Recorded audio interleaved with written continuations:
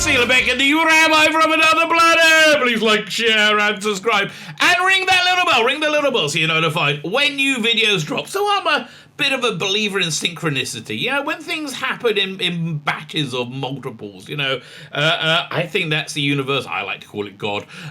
Talking to you, you know, like saying, pay attention to this. This is like something you want to look at.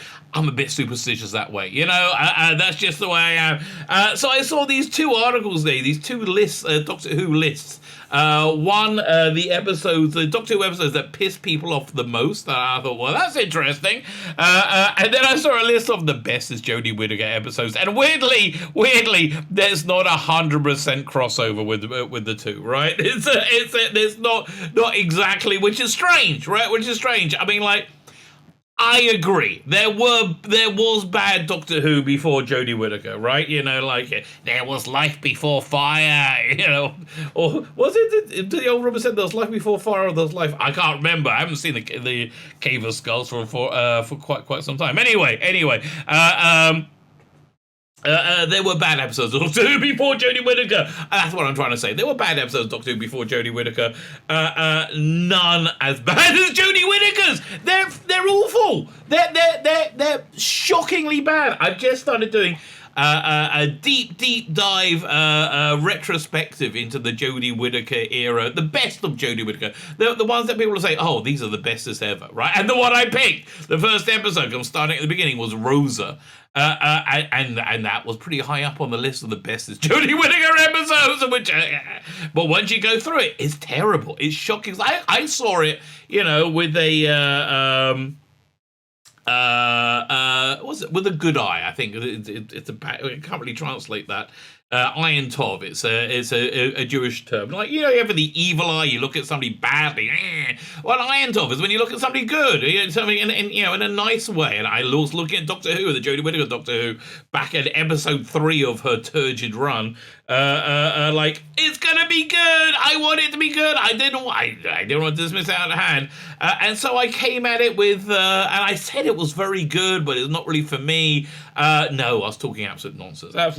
Anyway, so I'm doing a bit of a reevaluation of the Jodie Whittaker era, and it's gotten a lot worse, right? But there were bad episodes before Jodie Whittaker, just nothing that really touches it. So when I saw this episode, this list of episodes that pissed people off, I'm surprised that they had any of them that were Jodie Whittaker episodes, and we might poke fun at that one a little bit as we go through them. Before we get to it, can you hit the like button? That'd be pretty nice. Yeah, everybody likes to be liked, baby. Everybody likes to be liked. Can you hit the share button? That also will be nice. Like, share, subscribe. Oh, subscribe's a good one. I like a bit of subscription. Yeah, don't we all? Like, share, subscribe. If you're on Rumble, subscribe there. If you're on the YouTube, subscribe there, and make sure you're still subscribed. Oh, they've turned my algorithm subscription reduction like growth reduction setting back on. It was off for, like, I don't know, or maybe it was just set to, like, you know, 90% as opposed to 100%, you know, like it was like, but back on. So if you're subscribed, please make sure you're still subscribed. If you're not subscribed, can you consider subscribing? That'd be great. Like, share, subscribe, comment, let me know what you think, because there's a lot to comment on in this video. Like, share, subscribe, comment, check out my Substack. Okay, big news today, right? Today was the day I sat down and worked out how to make NFTs, right? And I made a terrible discovery when working out how to make NFTs. They cost money to make! What the hell? They cost, like, okay, because I have this Substack, it's my free email newsletter. And, I have a paid one, I was going to give out NFTs, because I thought they were free to make, and you think, no, it costs about $20, $30 each one to make, or anything. You can make them for free, but then you can't track them. Whatever. I'm not doing that, okay? I'm charging $5 for the paid one. I'm not paying $25 to get you $5. You know, like this may be overly Jewy of me, right? This might be the old, my ancestral heritage playing up, but going, I'm not. Why would you spend $25 to get a $5 subscription? No, I'm not doing that. So fine. So today we'll actually spend quite some time looking into it. So we're not doing that. What we will be doing though, okay, and I think this is. I'm kind of making this up on the fly. I'm giving out my more exclusive comics on the paid one, but I will also do a pinner of the month, a for the male gaze pinner of the month. Maybe we'll do. I mean, I got a couple of for the male gaze with the spell GAYYZ. You know, the gay community has said, see, we want our wank mags as well, right? We want our furtive cars too, and I have heard you. So one suggestion that's come in multiple times is Turlo in his short. So that's going to be one of them. Adric in the what was it? Adric in the Master's Web, that was a big one, right? Because that was the third one as well. Somebody said, I'm like, well, that's pretty good, right? That's pretty good. So anyway, we're going to be doing like pin-ups of the month. Finally, working out what we're doing. Plus, I'll be giving out my comics. But pin-ups of the month is what you get when you paid one. Yes, it's exciting. I know. Calm down. No, sit down. Really, no, don't get up and start jumping. So like, share, subscribe, comment, Substack. All these things are very, very, very, very good things. All these things are very good things. You know what else is a very good thing? Doctor Who. Doctor Who's a very good thing until this happened, right? Until this happened, and it stopped being a good thing. By the way, if you like this Doctor Who, God bless you, baby. God bless you. I'm happy. I'm happy if you liked it. I mean, I don't know how, right? I really don't know. I look at the picture of Jodie Whittaker doing her actoring. She's like, yes, okay, Jodie, we want you to do not happy. Good, well done. And it's particularly bad because Sacha, the one who's actually a real talented actor, is right next to her, and even though he's out of focus, he's still more convincing than Jodie Whittaker, right? That was incredible but true. Fact indeed is stranger than fiction. There are many reasons that Doctor Who has received criticism through the years. This is the biggest one we're looking at right now, right? It's Jodie Whittaker if you're not looking. Varying levels of production values can be forgiven in the grand scheme, as this was a television show in the days long before movie budgets like Game of Thrones received. However, production side, it's far more often than not the scripts that rile people up. In modern Who, messages of pro-environmentalism has been met with derision. No, we were fine with it until Jodie Whittaker, right? Nobody felt lectured to before Jodie Whittaker. I mean, and there are messages about environmentalism all the way through, Doctor. Like, anybody going, oh, man, oh, no, I don't want to watch any of those Malcolm Hughes ones. Oh, no, that'll be too bad. And like, really? No one's ever said that ever, right? And if they have, they're a weird person. Well, I mean, said that because they don't want to hear his him. What's the word? Lecturing you, because he doesn't lecture. Nihilistic message from classic Who receives stark critiques as well. Nihilistic again. Jodie Whittaker is the most depressing and nihilistic era they've had. The handling of certain issues could have been done better along the way. I feel a bit socially awkward, if you do recall. Though when it came to racist stereotypes, the show was definitely not innocent bystander. Excuse me. What racist stereotype? You had the black astronaut in 1966. What a dislike of the other? Like, what racist stereotype? I'm looking forward to getting that. I'm ripping the piss out of it. Attempts to push the show in either in a new direction or to shake up the format have also fallen fat, which led arguably to the very fair question, what exactly is it that audience want to see? Not shit, okay? Basically it. Not lecturing shit. Nope. No, again, you don't have to ask people what they want. You just have to do something good, right? You have to do something good. Not that way. That having said that, some creative choices have been made along the way. Well, let's get to it. Sleep No More. Now, this wasn't an overly popular story, but it pissed people off. I mean, it was supposed to be a two-parter, I think, and this was the one where everybody gets made out of sleep. I think they made out the. Unless is what they say. Catching in on the found footage craze of the 2000s, Mark Gatter's pen script was, well, it's in like 20. Sleep No More was Capaldi. So what, 2016? Sleep No More was 2016, 20. I can't remember. Is that what was Bill Potts in it? Or no, this was the season one. So 2016. Okay, fine. Pen script was meant to be a scary addition to the series featuring creepy villains. I'm saying the name. Creepy villains made from dust that collects in the corner eye. All going well. A villain likes a villain the likes of the Weeping Angels or the Silence could have grown up for this. Instead, a highly confusing and muddled episode just serves to annoy audiences. Mildly irritate, maybe. While it was daring to attempt to switch the format of the show, the episode arrived just after the fantastic Zygon Invasion, Zygon Inversion two-parter. Very good until the ending, where they just completely... They chickened out. They completely chickened out at the ending. Which is basically, you had the ISIS Zygons, right? And who were talked around against war by the Doctor giving a very good speech. No, ISIS has never been talked around, right? And that would have been a much more interesting villain, I think. The ninth series has been a drastic step from the eighth season. The eighth, I think, was the weakest in Moffat's run and Capaldi's as well.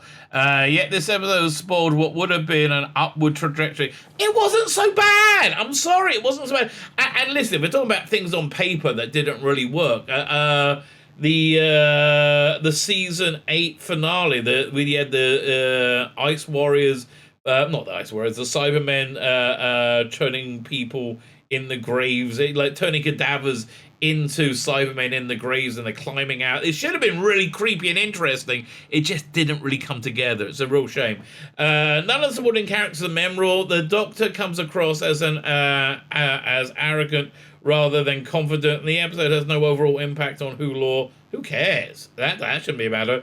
Or any ongoing threads. League of Gentlemen's alum Reese Shearsmith returns to the franchise after playing Patrick Troughton in Adventure in Time and Space.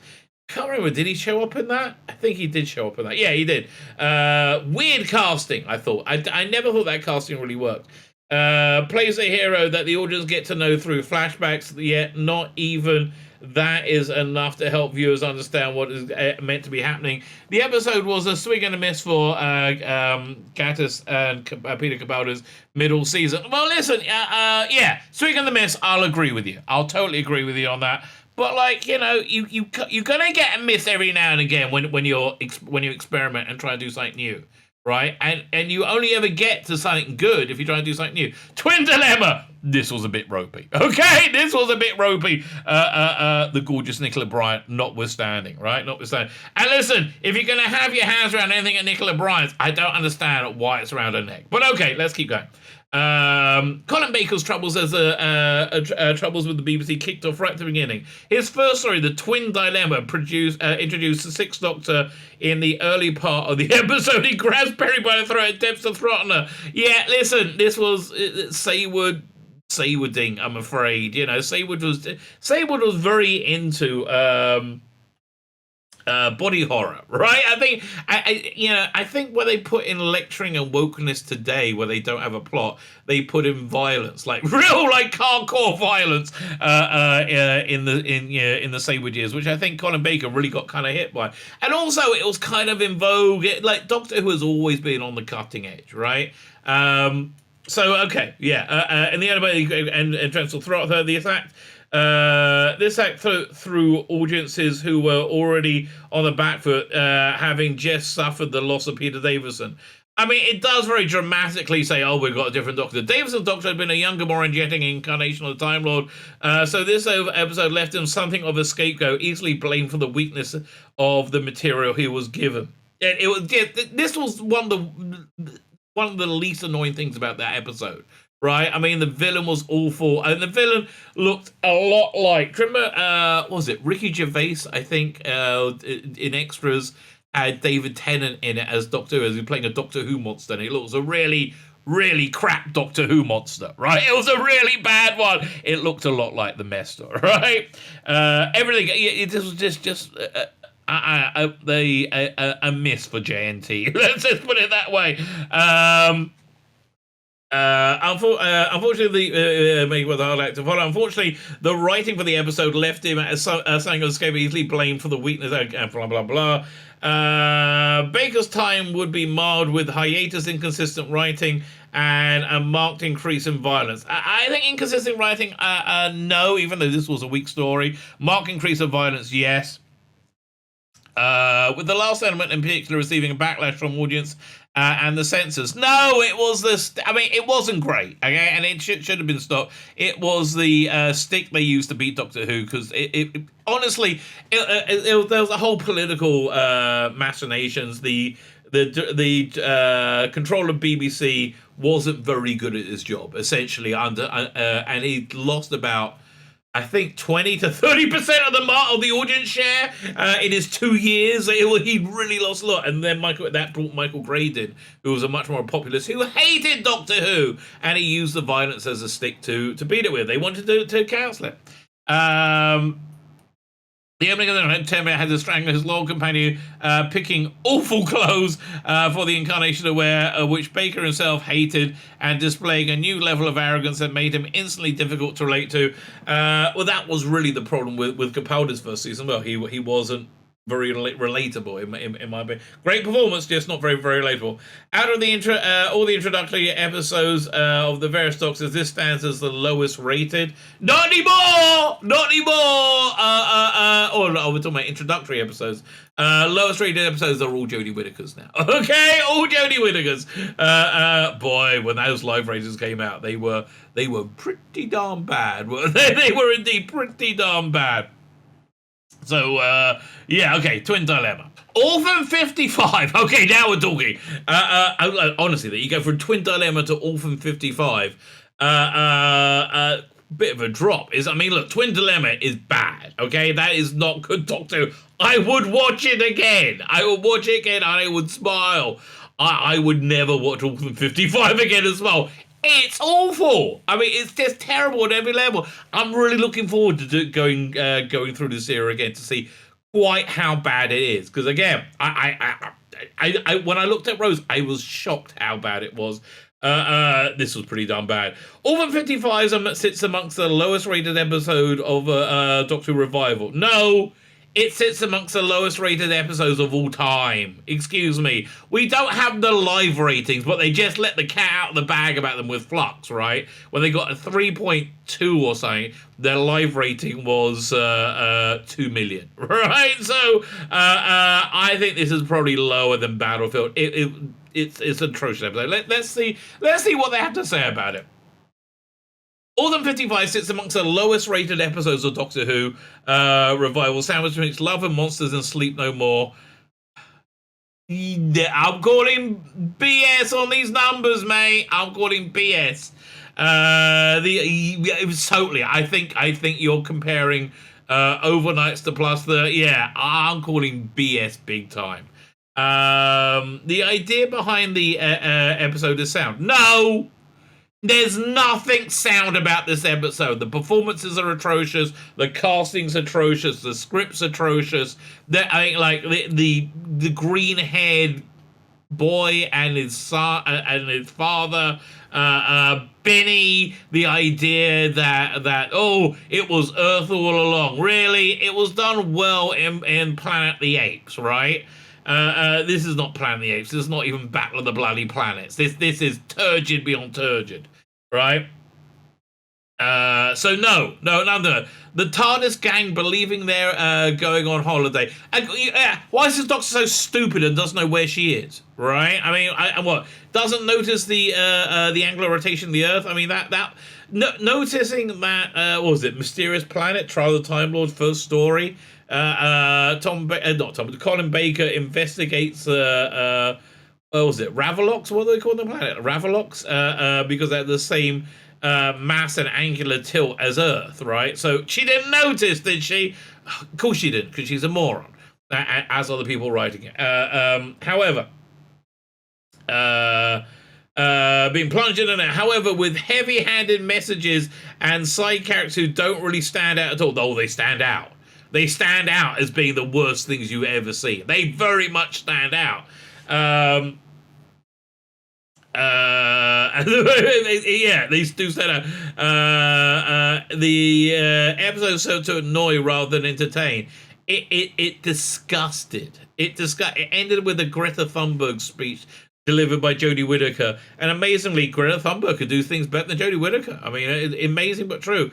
The main issue with the episode is the message it put across, where climate positive elements are commendable. The audience is beaten over the head with them, which takes away from the great reveal that the episode's close. Oh, I just remember seeing it coming a mile away. Orphan 55 is Earth.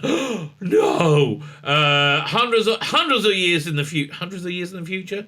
Shouldn't it be thousands? Okay, but what happened to the solar flares? The all the future Earth that we saw stuff. No, that doesn't matter. With the Dreg monsters. If you're not looking at the screen, let's remind you how garbage they were, right? Garbage tier beyond garbage tier.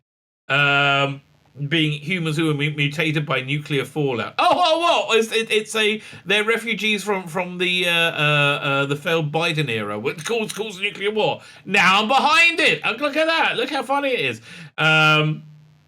What should have been disturbing and shocking us almost feels like being overly preached at. The reason it feels like being overly preached at is because you were being overly preached at, right? Yes, that's exactly what it was. Yes, you did feel that. Autumn 55 preached at, added to the fact that none of the unfortunates who were killed along the way is that memorable. The episode feels like a slog rather than an environmental messaging. Well, honestly, environmental messaging also feels like a bit of a slog to me, I have to tell you. Also feels that way. It's not a thing I'm really looking forward to. That was the episode, by the way, where I decided I'm not watching Doctor Who anymore if it wasn't for this channel, and I had to cover it because it's so unbelievably bad. So by the time this episode came along, The Timeless Children, which is only at 7, this should be number 1. Really? I've never seen people as angry about Doctor Who as they were about this episode, right? By me, I wasn't that pissed off because I didn't think of it as Doctor Who anymore, right? And after saying, I still like the Cybermen design. I even like the Cyber Lords. I think that could have worked somehow. But this is not good. Okay, but the Cybermen design is still very good. Session 1. I like. He's excited. The episode actually blew the fandom apart when it dropped in 2020. It didn't. No, it didn't. Actually united fandom. It united us because we said this no. Like in one voice, we all just said no. It was like what was it? Parting of the Ways. The what was it? It was in the cliffhanger to that when the Daleks were revealed and they had Rose. And the Dalek's like, you will surrender! Dalek, Dalek-y, Dalek, Dalek, Dalek, blah, blah, blah.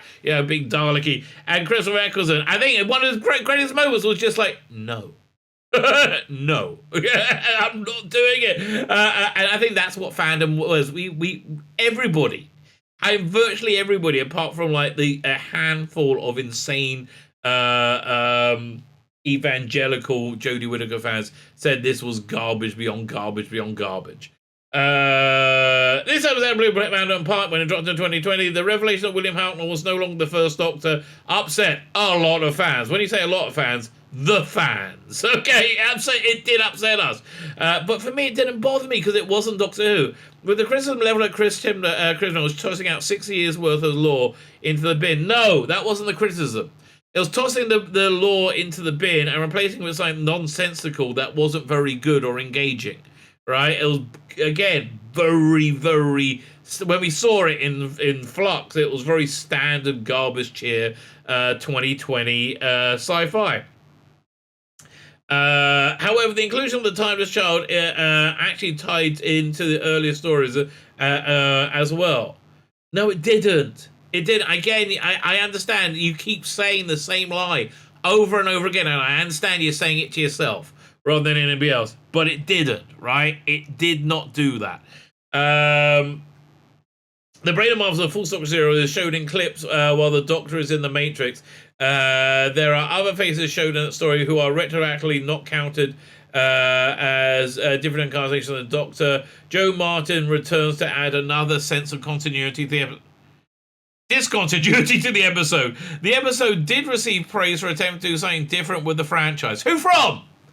Can you list as praise? Really? Because it seemed to be the moment that Doctor Who broke. For me, it was Awesome 55, right? But, okay, whatever. While the nature of the Doctor is maybe debated by fans for years to come. No, this isn't. This isn't Doctor Who, right? It's not canon. There is actually another aspect to the story that overshadows Revelation. The Master and co-Shamners destroy Gallifrey. Again, I think there'll be the third time, isn't it? Meaning the Time Lords are once again said to be wiped out. They already destroyed Gallifrey, right? Don't you remember that with the death particle? A dumb idea that was. I mean, Christian just comes up with dumb names for dumb ideas. One of the biggest, most emotional mysteries of the revival was the Last of the Time Lords status, which resolved both in Utopia and the Day of the Doctor. Unfortunately, this final twist falls a little flat here.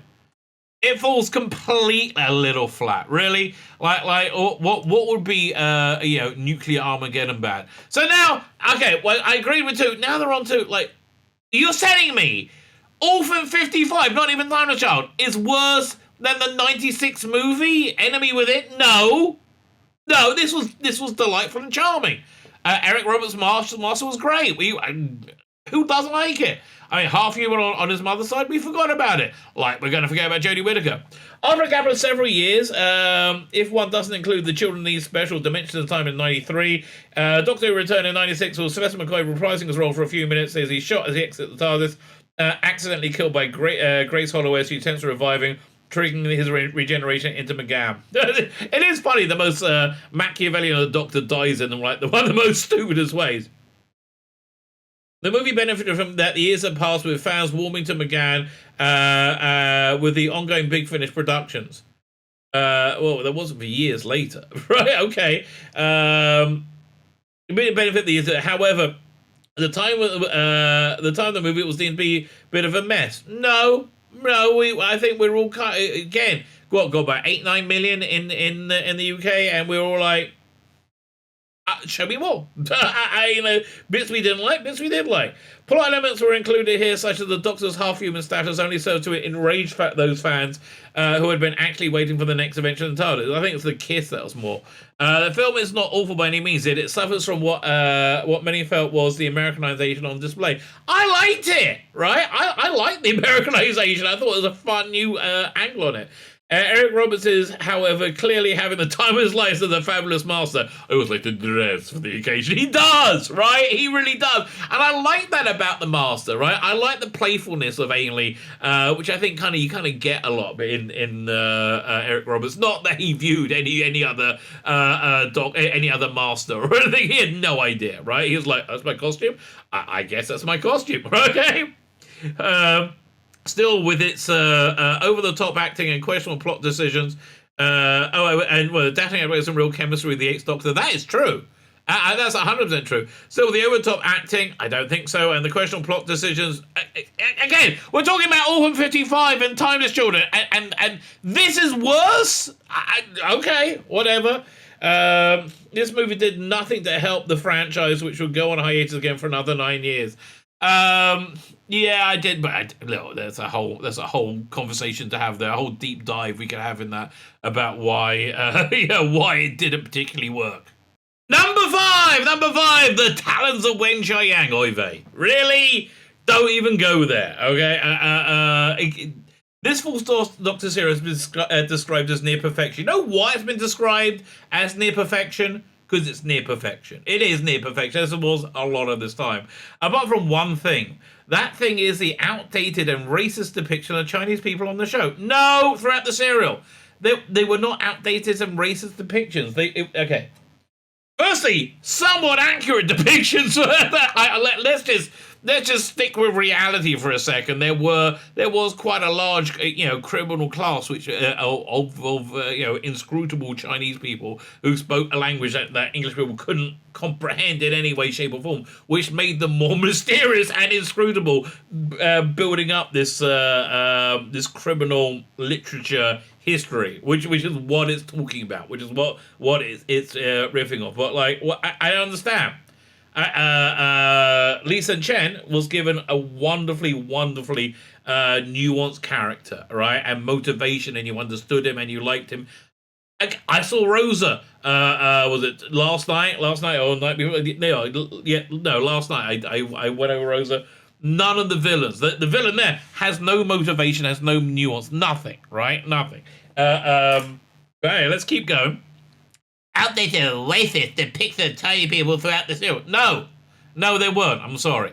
They spoke Chinese? Oh no! Oh, they dressed like Chinese people. Oh no! Oh.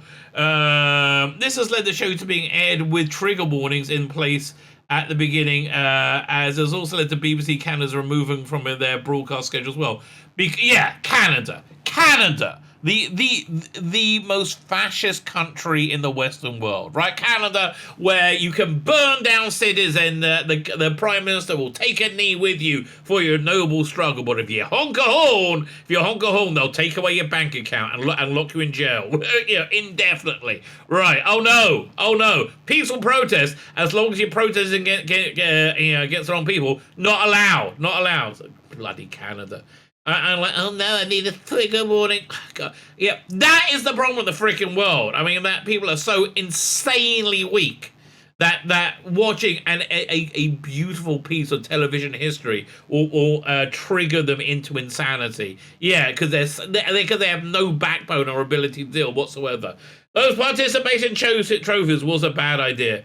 In an odd choice of writing, there are many racial stereotypes and racist attitudes on display. What about the English people? They're presented very, in a traditional manner. Jago and Lightfoot. They're not ciphers. Okay. But no, they're white. Right? They're white, so that can't be racist. Okay, because none of it was racist. Oh. Racist on display, and the Doctor does nothing to challenge. Because there was nothing to challenge. Because you're a moron, right? Because you're a moron with your head up your 2022 arse. That is, and 2022 probably your 22 is probably your IQ and your age. Is out of character him? Was out of character for the Jodie Whittaker Doctor who's out of character for Doctor Who, which lends credence to the idea it was deliberate. No, it wasn't. Again, nothing racist was happening. You're just crazy, right? You're just crazy. These Chinese immigrants in the show are depicted as mostly as gang members. Because they were gang members, right? They were gang... So wait, are we saying because this show depicted the gang members as being gang members that all Chinese people are now gang members? Why are you such a freaking moron? Right? Oh no!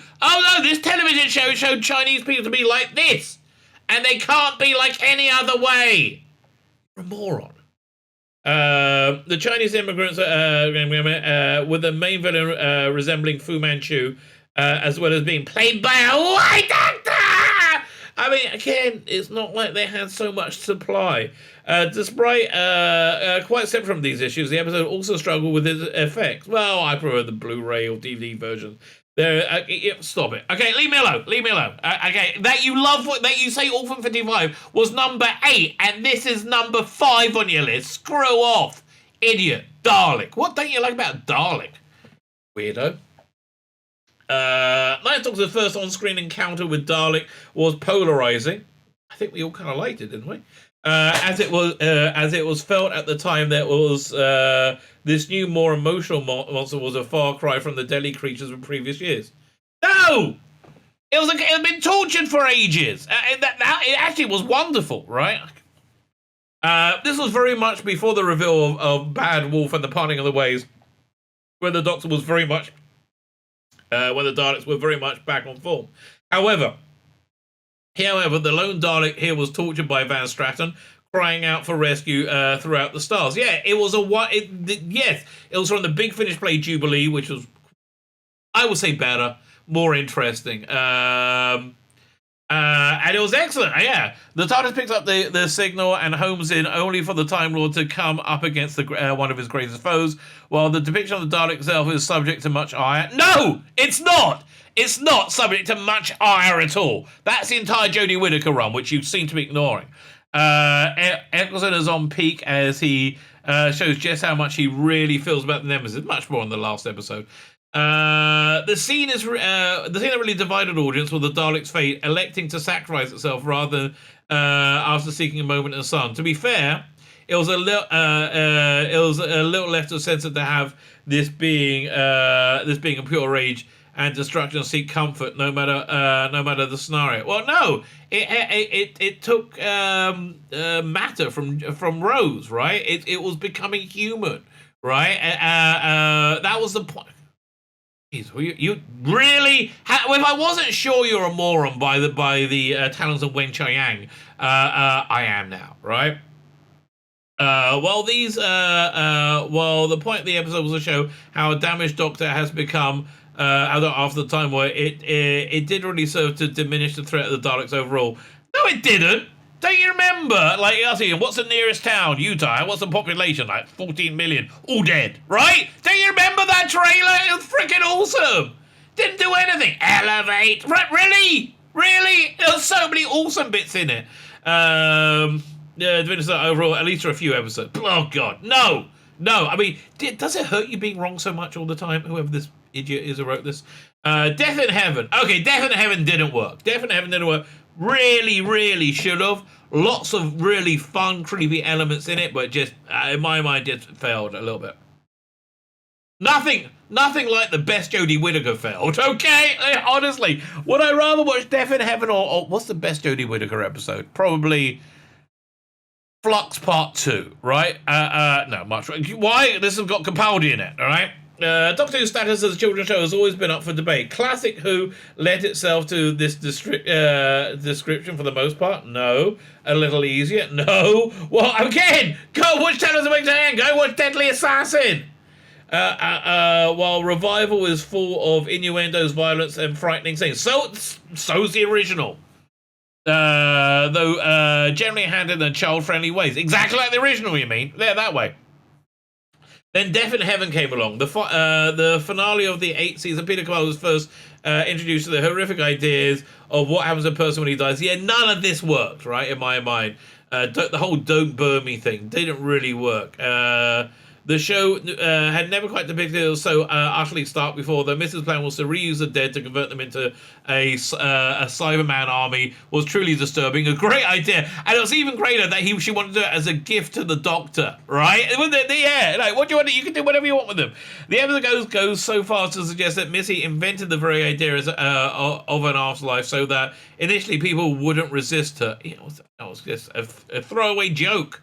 Much like Brain and Morbius Doctors, right?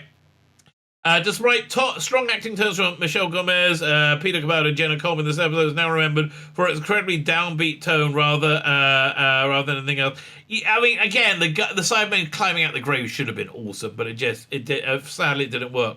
It truly puts the boundaries of what the show was meant to be a child-friendly show could get away with. Again. Can you hear me? Why is that not on the list? No. The Deadly Assassin. That pissed off people. Not Doctor Who fans, but that certainly pissed off people.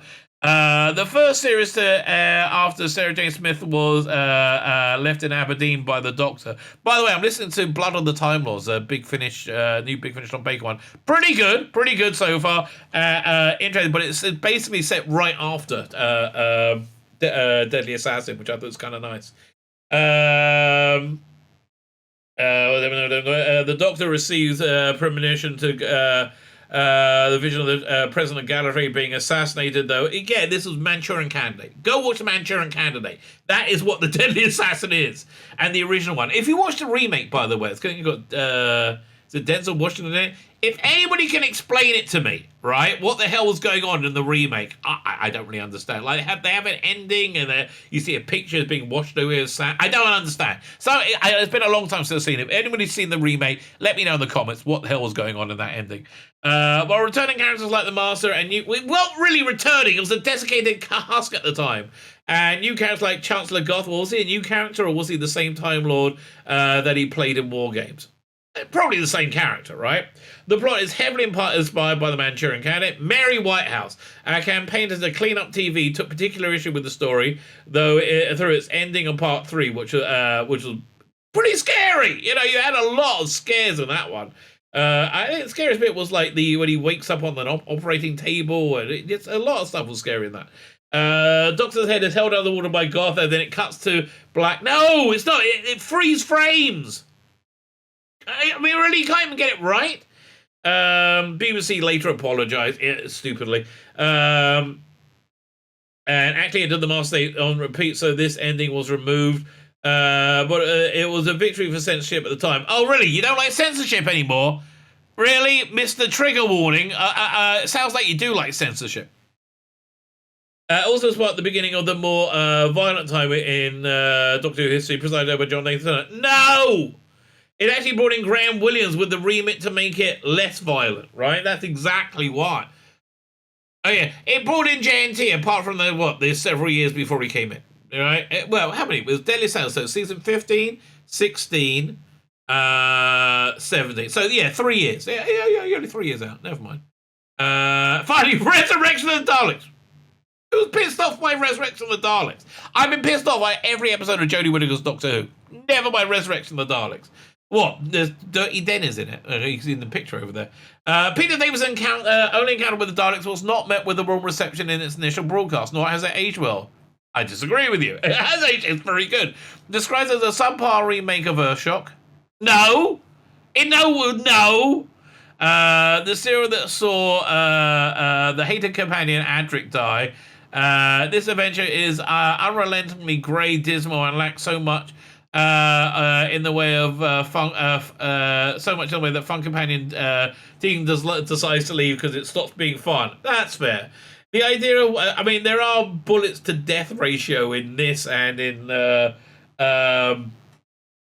what's it called again? Kaiser and Azari, I think, is higher than in, I don't know, Bloodsport or so, whatever like big violent movie at the time was. The idea of the gritty age of the Fifth Doctor and his team, the episode both succeeds and fail at the same time. I think it just succeeds. While Davison is on top form as a Doctor, his return, or the return of Davros, is marred by the ultra high body count that required TV watchdogs to investigate, incurring the theme, a recurring theme of the early Doctor Who. His early Doctor Who was excessive. It's not. Well, this was late Doctor Who. Was mid Doctor Who, I guess. Excessive violence. Excessive use of violence overpowering the stories. Okay. Jen, the savages, I would say. In this case, the violence is overshadowed by poor supporting actors. What? What's wrong with what's the name from the Lightly? Was it like what's wrong with the Lightly Lads bloke? They're all good. You had Lytton in it. You had Dirty Dan. Even Dirty Dan was good in it. But if you're American, don't you dare was Leslie Grantham. He was an incredibly popular character in a British soap opera called EastEnders. He was ultimately killed off in the most unremarkable way possible. Basically, he wanted to leave the show, and so they filmed a whole year's worth of content in like 3 weeks or so. But eventually, he was killed in the next to Albert Square docks with this assassin with a silencer, just a. And you hear him splash, and then he fell in the water. But then they brought him back. He turned out to be alive. It was the early 2000s, right? They brought him back, and then he was caught sexting or something. Or so something happened, and they killed him off again. So, and he never worked for the BBC again. So there you go. So five poor supporting actors. With much of the time spent in the grey London docklands, again, I liked it. This is there's very little to enjoy aesthetically in Resurrected Daleks, other than the Daleks, of course. Perhaps wisely enough, the Daleks would not return until the Sixth Doctor encountered them in Revelation of the Daleks. What?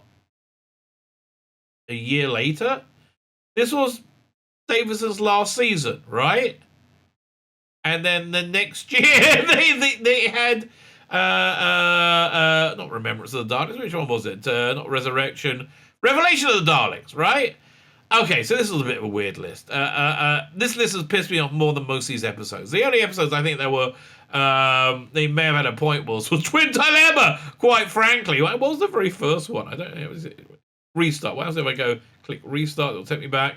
Yeah, Twin Dilemma, right? So basically the only one that I agree with. Let's look at the best, the 9 best. They couldn't even get 10. The 9 best of Jodie. Let's just whiz through them because I can't. Really. The Woman Who Fell to Earth. Whittaker's first episode. Well, let's read that blurb because it's funny. Whittaker's first episode of Doctor Who, The Woman Who Fell to Earth, included lots of firsts. The first time it was really, truly awful. The first female Doctor, a brand new writer. Well, was it the first time it had a brand new... Okay. And showrunner Chris Gimble, the introduction of a new Doctor, new companions. Again, none of this... Okay. Whatever. The characters brought fresh in perspective and characteristics. Whittaker was quirky, vivacious, and encompassed the comedic element of the series. Not real. I mean, again, you just moved too quickly to realise how awful it was. I mean, we got a kind of idea when we saw Tim Shaw, right? Oh, God, that was awful. Rev's got a roller coaster of emotions. Not really. It was disjointed as well. They kill off one of the major characters for no apparent reason. And it actually gives Bradley Walsh some emotional arc for the season. But, like, yeah, this was worse than... I mean, if I'm going to be mean to Twin Dilemma, I would say this is on a level with Twin Dilemma. Skyfall Part 2. Part 1 was the one they put the money into. Part 2 was just kind of crap. One of the best parts is the conclusion of his master. Not really. The alien, blah, blah, blah. The alien beings also known as the Kasavins. It sounds very much like whatever the old bloke from a Game of Thrones was at the end of that season. Oh, God, yeah. Doctor's list that helps Legends of the Past. Ada Lovelace. Charles Babbage and Noor Inayat. Yeah, it's all crap. It's all virtual signaling crap. Nikolai Tesla's Night of Terror. I mean, look at Jodie Whittaker's acting there. Boring as hell. I'm sorry. I fell asleep many times while trying to review this one. Skyfall Part 1. I expect the Skyfall Part 2. It says no. It was garbage in every again. You're telling me the Talons of Wen Chiang is pissed more people off than Skyfall? Yeah, I mean, do you remember the confrontation with the villain in that, with Lenny Henry?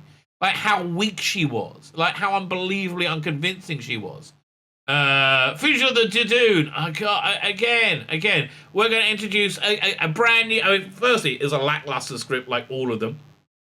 Well, now we're going to reuse we're going to change the Chameleon Arch, reuse it, and then introduce a new Doctor that nobody's heard of before, who hasn't heard of this Doctor before, and we're not going to try and sort out the mystery. And so many things just didn't make any sense in that episode. Wait till I get, I get to it on my recap, which is going to take some time. Season 13, episode 1, the Halloween Apocalypse. Probably her second best episode, and it was garbage. You know why it was garbage? Because it had Jodie Whittaker in it. Right? That's a bit of a giveaway. Eve of the Dalek, her best episode. Garbage. You know why? Had Jodie Whittaker in it. I mean, none of this is tricky to work out, right? None of this is tricky to work out. Season 2, it was it. Demons of the Punjab, please. Demons of the Punjab is garbage beyond garbage beyond garbage. Again, that's the only reason I'm not reviewing that one next because I got to get through the garbage of arachnids in the UK, and I think I'm going to do the Sananga conundrum before I get over to Demons of the Punjab. Actually, is Demons of the Punjab before Sananga conundrum? Hang on, what's it? This is episode 6. So Rosa's 3, arachnids is 4. And then, fine. So, but it's garbage, right? And there's a great review by somebody from the region, who says this is just utter nonsense all the way through. Number 1, Rosa. So listen, I'm not sure when it's coming out. I did it as a live stream on Sunday. I'm putting this out as a separate video, right? As a separate video. Go watch it. It's disgusting, right? It's disgusting. The Rosa episode isn't about educating people about history, right? It's about making white liberal people. I'll say progressive liberals who are 99.9% white. Whittaker, Chibnall, Piers Wenger feel really good about themselves because they have very cartoonish depictions of racism, which they then went, "Oh no, I feel so terrible." And when they said that, they felt so good about themselves, right? That's what it's all about. It co-opted the civil rights movement. So worthless idiot liberals who have done nothing of any value in their life whatsoever could feel slightly less shitty about themselves, right? And if you ever point out any of the problems with this episode, they get so mad because you know why? Because you're taking away that dopamine rush from them. You're taking it away where they go, "Oh, I feel so good," when you point out that how disingenuous it actually is. Disingenuous, I think, is a fair way to describe this list. Yeah, a tale of two lists. Sadly, a tale of one media, however. Right? Tale of one media. A media which firmly, very, very firmly, has its head stuck up its arse. My name is Tzvi Lebetkin, the rabbi from a planet. I'll try again. My name is Tzvi Lebetkin, the rabbi from another planet. Please like, share, and subscribe. And ring that little bell. Ring the little bell so you're notified when new videos drop.